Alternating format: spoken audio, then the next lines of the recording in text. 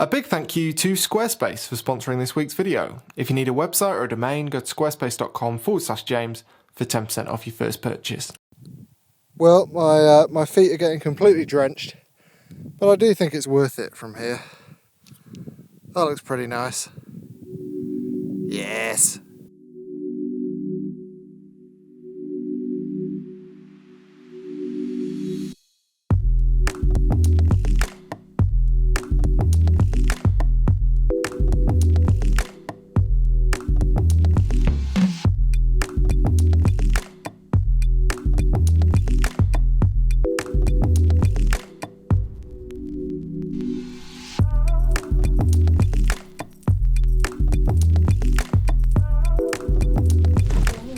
Hello all, hope you're all well. I am out in a very similar place to where I was a couple of weeks ago. You might remember I was walking up there, can't remember the name of the video, but I'll link it up here. And I was taking photos that involved this pond, lake thing. When does a pond become a lake? What's the size? I don't know, but in any case, there are some wonderful views of Tryfan, which is currently shrouded in mist.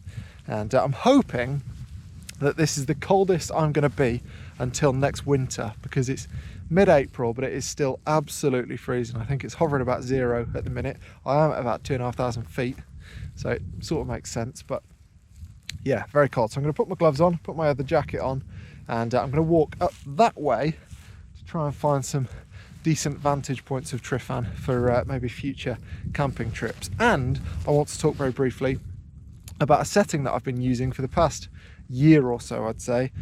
Actually no, maybe about 6 months, ever since I've had the S5, for getting sharp photos more often.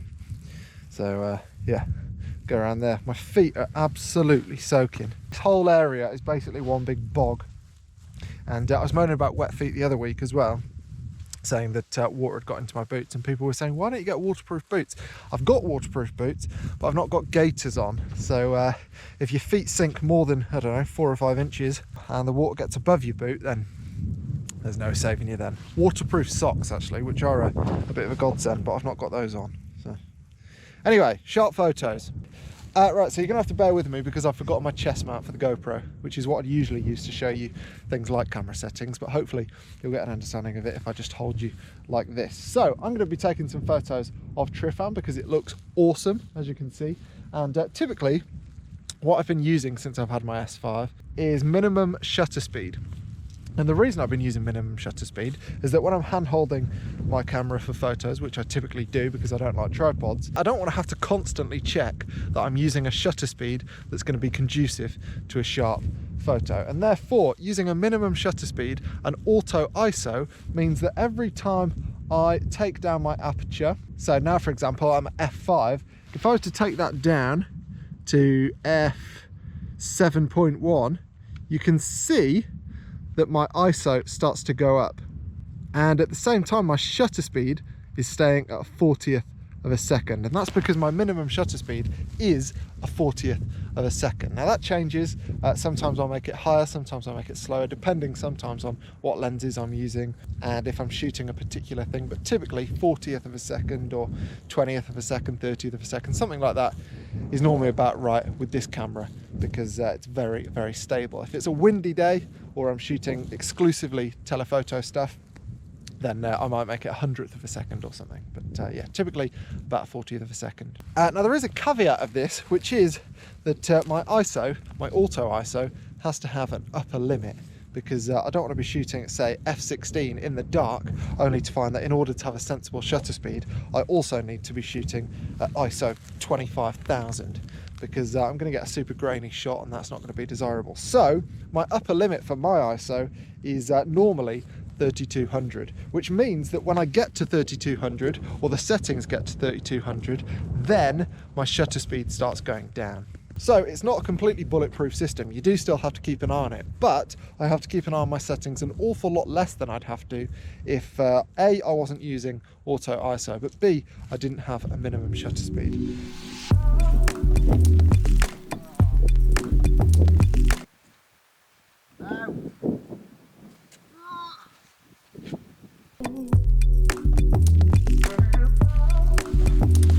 Right, slight change of plan. I was going to head up there, but Ogwen is clouding over quite a lot, and even though those clouds may well turn orange at some point, I think I've got a better shot of getting a photo of the Snowdon range over that way. So I'm going to head back to whence I came, to the car basically, and on the way to the car I'm hoping for a viewpoint that looks pretty epic. I've got about 50 minutes until sunset. It's probably about an hour and a half back to the car, so I should get a good balance of golden hour and blue hour on my way, and yeah, hopefully we'll get something. There are lots of things I really love about doing this as a job. I'd say there's lots of things I hate as well, but one of the things I love is that I get to come to places like this in the week, because it's so much quieter, particularly now that tourists can come and stuff. So it feels like a real joy to be somewhere like this and just to have it to myself. It's awesome. Really awesome. Not so good if you fall over and break a leg or something, but yeah, providing you're fit and healthy and you're not laying in a ditch somewhere, it's quite nice there being no one else around. I should say that the minimum shutter speed thing works best if you're the kind of photographer who enjoys shooting aperture priority. I think I probably shoot aperture priority 95% of the time, because the vast majority of the time aperture is my priority, and whenever that's the case, things like shutter speed, you just kind of want them to conform to whatever aperture you're shooting. But I suppose if you're the kind of photographer who's shooting things where your shutter speed is the priority, perhaps you're shooting things like waterfalls and stuff, then it may not be the case that minimum shutter speed would be all that useful to you, I suppose. But yeah, certainly for the kind of things that I shoot, it definitely means that I have a much better chance of getting a sharp shot when I'm running around rushing to take photos versus yeah, having to change all the settings all the time. Oh, another boggy bit. Oh, look at that. Beautiful Shabod over there, one of my favourite mountains. You get a fantastic view of basically all of Snowdonia from up there. I wish I was up there now, to be honest. Looks amazing.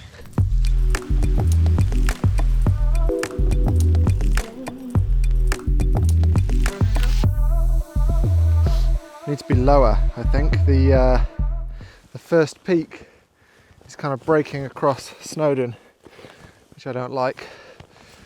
It's a bit better from here because Crib Goch isn't in the way of Snowdon quite as much.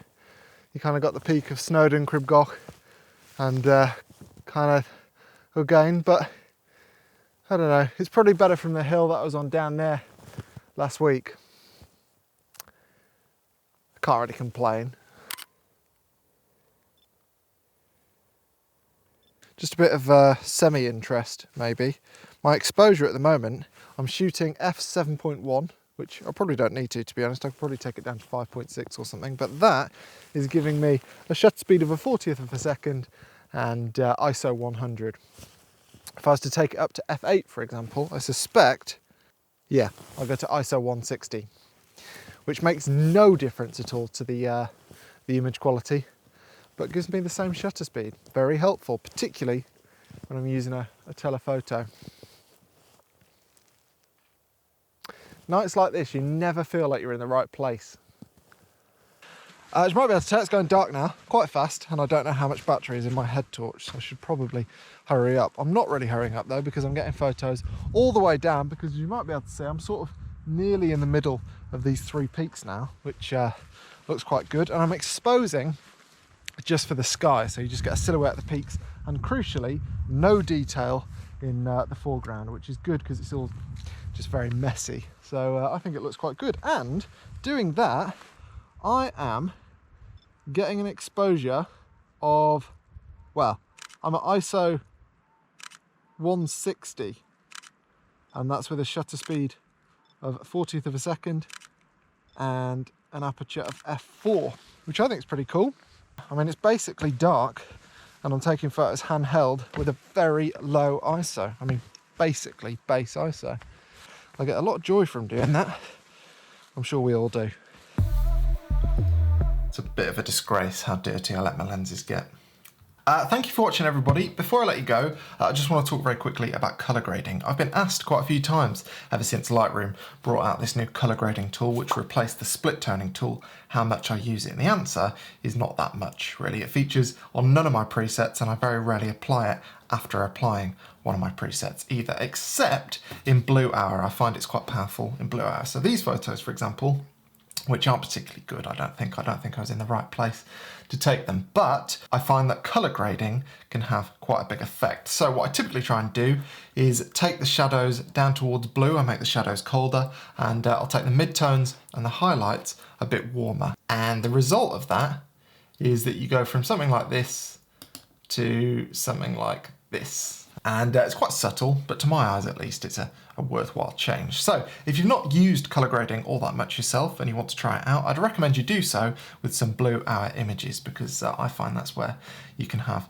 the biggest effect. Anyway, so big thank you for watching, and also a big thank you to this week's video sponsor, Squarespace. So I have been using Squarespace for years. I absolutely love it, and I think it's the best place to showcase your images online, and that's because it does all kinds of clever things like image resizing for specific devices, so you can guarantee that your images are going to look great regardless of what device somebody is using to look at them. I built my portfolio, my gear page, and my online store, which hosts all my presets, my prints, and my books. I did all of that without knowing a single line of code, and you can pick from loads of different templates to make sure that you end up with a website that you're super happy with. So if you're looking for a place online to showcase your work, then I'd really recommend going to Squarespace. And if you go to squarespace.com, then you can get a free trial. And after that, if you'd like to make a purchase, then go to squarespace.com/James for 10% off that first purchase. Anyway, a big thank you for watching, and I'll see you next week.